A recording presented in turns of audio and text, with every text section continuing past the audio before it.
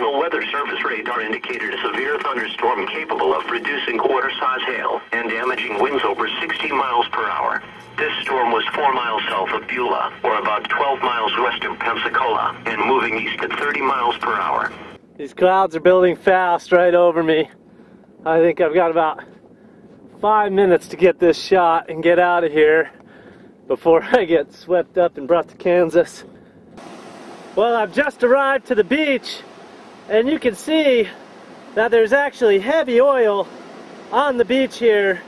This is the kind of oil we were seeing in Grand Isle that was fouling the birds, the sanderlings, the shorebirds when they first came.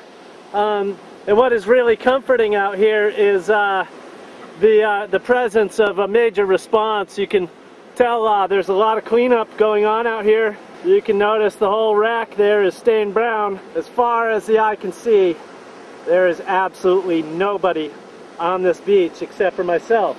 Once again, all alone here to document the demise of our Gulf and our lackluster response to this crisis. We saw the images coming from East Grand Terre Isle. I think the whole world shuddered in unison when they saw those pelicans dripping with oil. And here we are, allowing this oil to wash up on the beach here once again in thick quantities on day 46. And as far as the eye can see in both directions, there's absolutely no cleanup crew here. There's nobody here assessing the situation. Day 46 of this thing. Did they not know the oil was coming?